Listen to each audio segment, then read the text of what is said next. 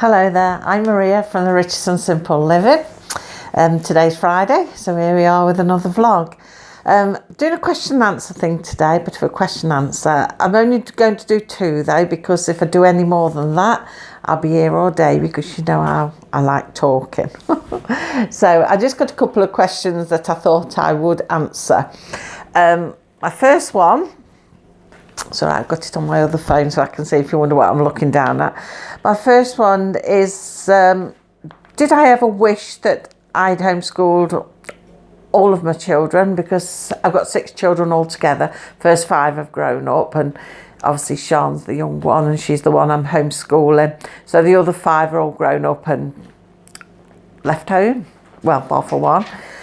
But they all went to school. So the question is, did I ever wish that I had homeschooled them? And what negative or positive experience did they have at school? So first of all, did I ever wish I'd homeschooled them? No. In a word, no. No, I never actually thought about homeschooling with the first 5. It's nothing that ever even entered my head. No, thinking about it, I just cannot think of any time that homeschooling ever entered my head with the other 5. I mean, looking back now, if I'd known about homeschooling, because obviously it was a thing you could do then, but if I'd known about it, would I have done it? Possibly for some of them, but not all of them. I don't think actually it would have worked out, the 5 of them. They're all close together in age, so it would have been sort of pretty easy to do, I think, because they'd have all more or less been studying the same things at school. Because I know, like, a couple of years at a time at school, they study the same things. So like year 3 and 4 might be doing the same topics, and year 5 and 6 might be doing the same topics. So because my older children, the first 3 are only a year apart from each other, I could have easily done all the same things with them, no problem. So I could have perhaps done them easily enough, but then the twins, they were 3 years younger than, like, there were the 3 1 year apart, then there was a 3-year gap, and I had the twins. I don't think I could have homeschooled them, because one of my twins has got ADHD, and he was very difficult to deal with as a child, and he got learning disabilities as well. So they had quite a rough time with him at school, and he had to go from the primary school so many days a week. He got picked up and got taken to another, like a special school for children with learning difficulties and that, and they had extra lessons there. And then when he left primary school, he also went to a special school. He didn't go to a mainstream secondary school. He went to a special school to deal with his needs. So, which amazingly actually was a hands-on type of school. It wasn't lessons like school did. Wasn't anything like that really. It was more hands-on, more doing things, and they did the first 3 years at this special school, so they did a lot of hands-on stuff, but they did do some reading and maths, and they did some loose learning. But then when they got to, I still talk in years 1, 2 and 3, because that's how it was when I was young. What would it be, 7, 8 and 9 he did at this special school. Then for his years 10 and 11, they sent him off to another school where he went for a couple of days a week, but that got combined with a work placement for the rest of the week. And he went into a garage doing cars and things like that. And he's the one now that can walk onto a building site, read a blueprint, build from it, or even draw up the blueprint if somebody was to tell him what to do, and he would draw it up and can work from it to a T with no problems.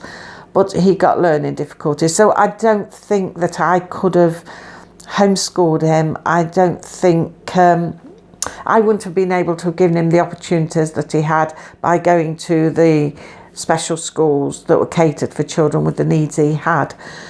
So I don't think that I could have done that. But the first three I could have easily done because they were born 1 year after the other and no problems with them. I could have easily done them. And probably my second twin as well, he would have probably been all right homeschooling, although I'd have had to have adjusted things because there would have been a bit of an age difference between him and the older one. So I could have homeschooled him, you know, if I'd wanted to.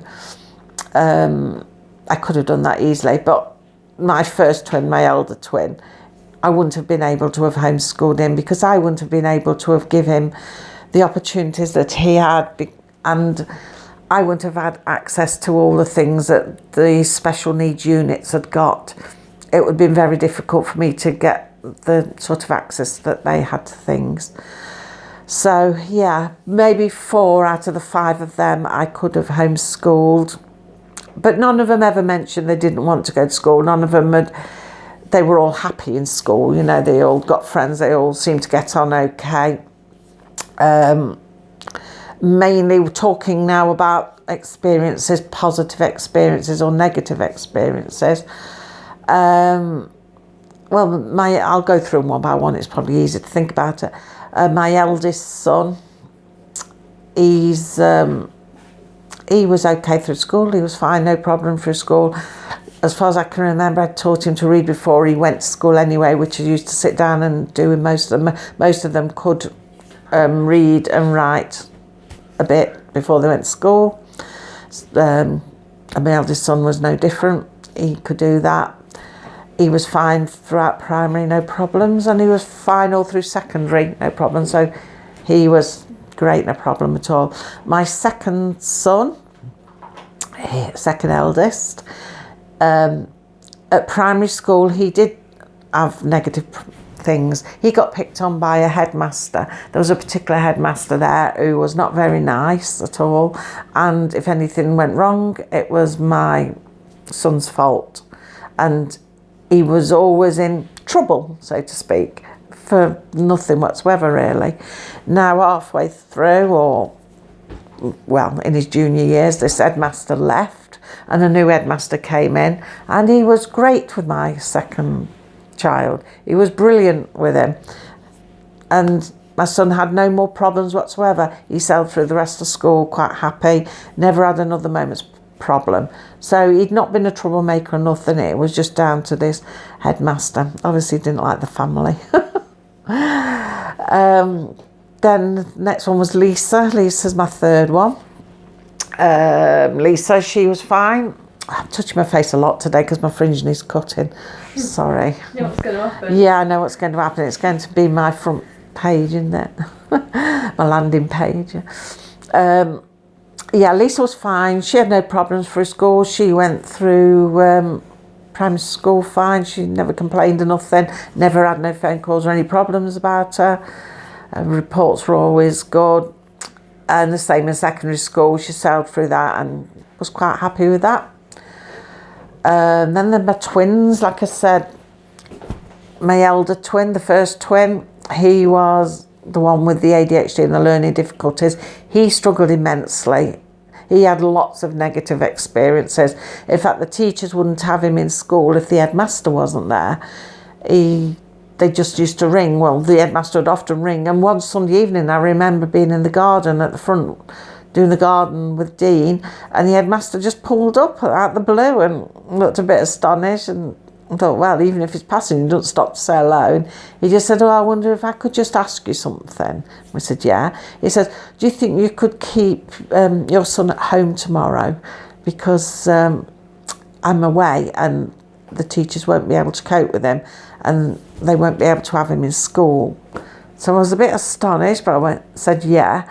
Well, I spoke to somebody later on. This was getting towards the time when he was leaving primary school. When I spoke to the next school people, I had like not a social worker, but they'd got like they assigned people to work with them, like echoes. I think they called them echoes, who worked with them and understood their needs. And she said to me, that was illegal. You could have reported that and done something about that. That could have lost him his job because that is illegal. But I didn't know that at the time. But yeah, they'd often ring and say, oh, can you keep him home? And if he went into school, it would be looking at the clock, wondering how long he'd stay there before school had had enough and chucked him out and sent him home. And this was all the time. And so when he got to leave year 6, he'd got, well, he was originally going to the secondary school, which in our area is John Port's. It's one of the biggest it is the biggest secondary school in Derbyshire, and probably one of the biggest across the country. But he was going there, and toward the end they get like induction days, couple of induction days, and so twins went to them. But after the first day they said they didn't want Daniel back on the second day. And then during the 6-week summer holidays, luckily I hadn't bought his uniform, because the headmaster from the school rang me up and said, we don't think Daniel's appropriate to come to this school. We're not going to have him. We're not going to take him on. We'll have to find you another school, refer you to a special needs unit. Well, time ticked on, and eventually it got to the end of the summer holidays, and children were starting back to school, and I hadn't got a school to send him to. And his twin brother had already gone off to John Port's at this point, and I hadn't got a school for him. So I remember that somebody from the education office rang me and asked why he wasn't at school, why he wasn't on the register, because he was supposed to be going to John Port's. And I'd said that the school, you know, was supposed to be finding somewhere because they wouldn't accept him. They said he couldn't go there, and that they would have somebody ring me from the education centre. Well, obviously they hadn't been in touch, because this was the education people ringing me to see why he wasn't at John Port's.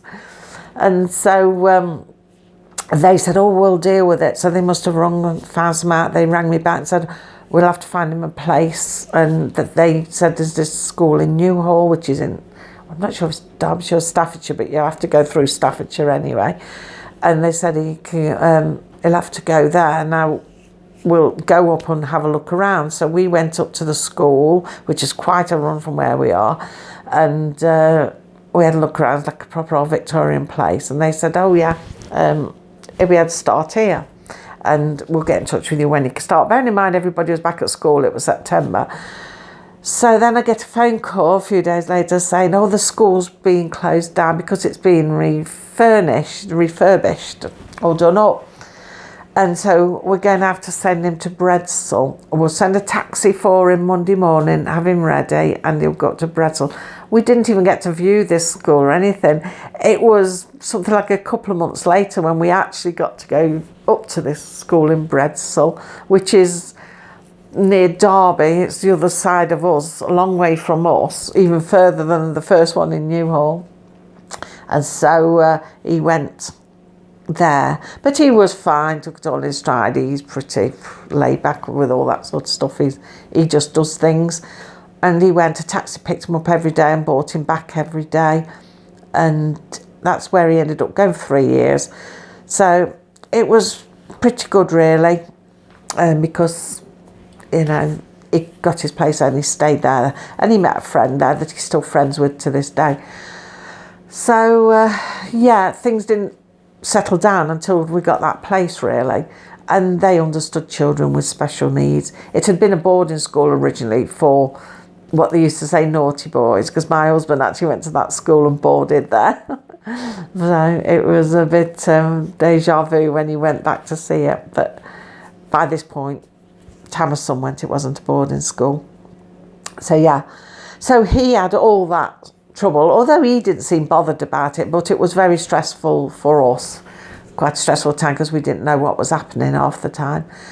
So that was Daniel. So he did have negative experiences. I mean, it was bad enough trying to get him help with his ADHD and having to go backwards and forwards to doctors and going to different places. Then we saw this specialist and we had to go backwards and forwards and get medication. Oh gosh, it was a nightmare.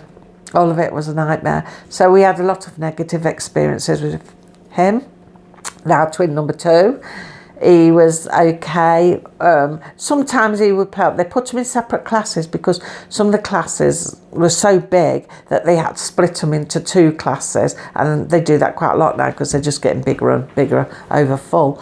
So he was in 2 classes, and they said we won't put them in the same class, we'll put them in separate classes, because at this point they couldn't work out who was going to be whether they were going to be a bad influence on each other or whether one would help the other and everything. So I've got a feeling they must have started in the same class when they started realising those problems, and they couldn't work out whether it's both of them or whether only one of them had the problem.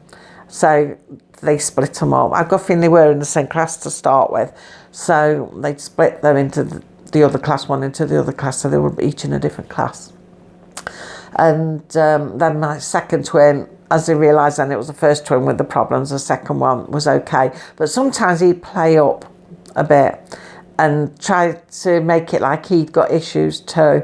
But we think it was because we were having to focus a lot on the first twin. He was feeling a bit, sort of left out of it all, and I don't know, maybe he felt he wasn't getting enough attention, or he felt that the first twin was getting all the attention and he wasn't. But we had moments, but educationally he was okay. They could see he was okay. He went on to the John Potts Secondary School fine, no issues whatsoever, apart from coming home sick the first day because he was so nervous. He landed up in the office and they sent him home. But yeah, because that was such a big school. But after that he was fine, no problem, and he went through secondary school, no worries. So it was only really one and a bit, because like my second son had the trouble at primary school with the headmaster until he went. Then we realised it was actually the headmaster had got the problem, not my son. And then my first twin, who does have problems because he's got ADHD and learning difficulties. So yeah, but so I don't think, like I said, I could have homeschooled the first 3. If they'd have ever come around and said to me, Mum, can we do our work at home or anything, might have thought about it and looked into it.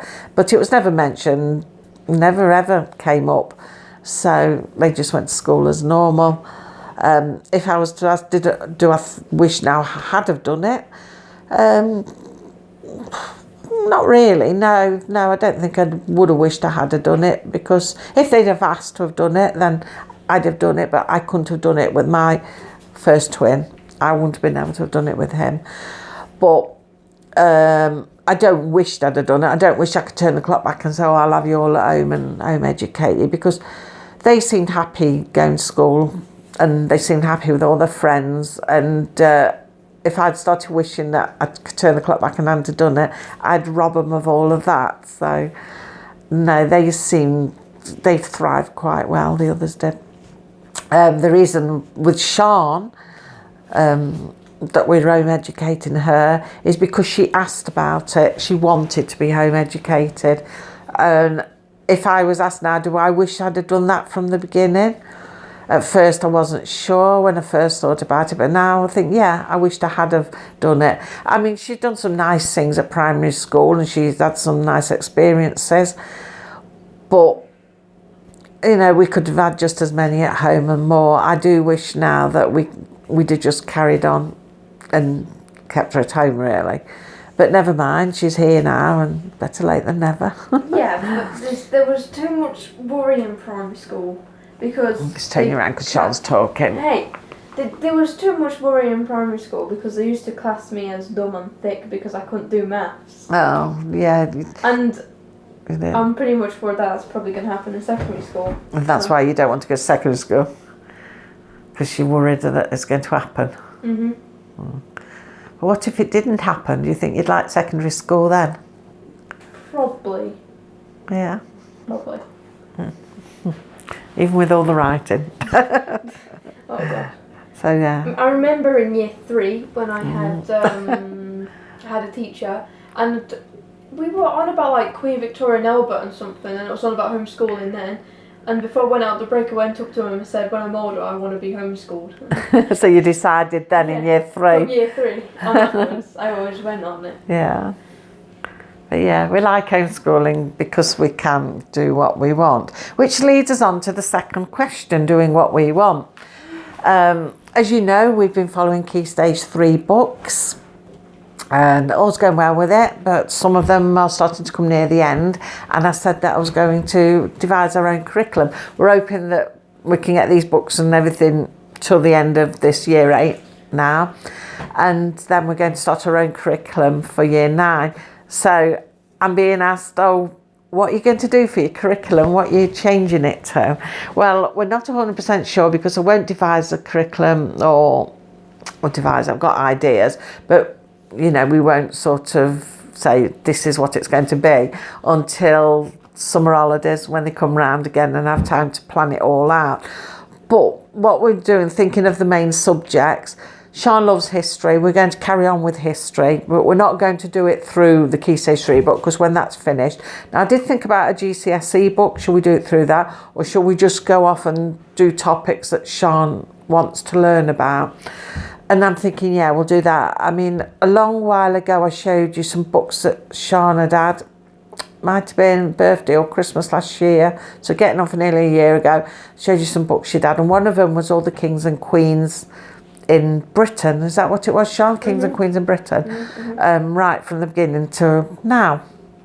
And I thought, that's a great book to do. So I'm thinking, I'm not sure yet, but I'm thinking maybe if we get that book and we go through each one and then we explore like what life was like under that king or queen, and the time periods, what life was like, what people did, and medicine, what that was like in those times, people's beliefs, and sort of explore all the background and everything to each king and queen. So I'm looking along them lines at the moment, we're thinking like that. So we might try it like that, see how it goes. So that way we're going to cover history right through.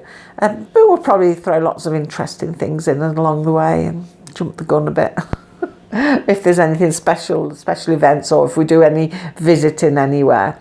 So I thought that might be quite a good way of doing it. So we can go through a book and cover everything then, hopefully. So that's what we're thinking roughly with history. Not sure for definite yet, because like I say, we'll sort it out next summer holidays. And plus, when you get going with things as well, they start to take their own way, don't they? They get their own route through. So it's not necessarily going to be as I think it is. It'll sort of settle to a different way maybe. So yeah, that's what we're thinking of history. Now geography, Sean's half and half with geography. She likes doing about countries and the world and things like that, but she doesn't like glaciers and all that sort of thing, do you? You're not into all of earthquakes, sort of weather formation and things like that, erosion, and she doesn't like doing that. But I think, well, that's okay, because I'm thinking geography wise, maybe we can start, we get a whole list of every country in the world, start from A and do study each country, what it's like, their population, if they're rich countries, poor countries, what they do, what they produce, things like that. So the weather, even what the weather's like in those countries, temperature wise. So she's doing it about the country and studying the country, which she would prefer to do. And I'm thinking then, when you're talking about erosion and things like that, when you go on holiday, where we go on holiday, there's all cliffs and everything, and you can see where there's been erosion and rock falls and things like that. So you can be talking about that kind of thing. When you go visiting places, you can bring these sort of subjects in if you're visiting places where these things have occurred, and all sorts of things really. So I'm thinking, well, day visits and just general talking about things, because you haven't got to be in the house all the time and sat at a table doing everything. You can be out and about. So that sort of aspect of geography can just be brought in during those occasions. That way we're covering all sorts of things without getting fed up or bored or sitting at a desk. So we'll do geography. Now there's science. Sean doesn't like science. She just went, and if you could hear her, she doesn't like science at all. So I'm thinking, well, along science lines is bringing in like going out in the garden, you know, growing, because you do all the plant life and things in science. Or maybe if we focus on what we're doing outside in the garden, growing, semi-self-sufficiency, that type of thing. And learning about the plants around us, the different trees we have in this country and the different birds we have in this country. Things that are a bit more interesting that maybe you can go out and about and look at and see and just talk about, and things that will relate to her better than looking at a science book and seeing chemistry and all sorts of things like that. Also talking about like food, growing food, seeing what kind of food we grow, what vitamins they have, why it's good for your body and that sort of thing. You can be talking about that as you're planting things and growing things and picking things out. I mean, even like cooking, the science of cooking. I mean, cooking doesn't just come under cooking lessons, it comes under science and art. There's the art of cooking and the science of cooking. So, you know, all these things. You don't have to be sat at a book just doing chemistry and all the things that are so boring, and she really doesn't like that. So we're hoping to get through the book she's doing.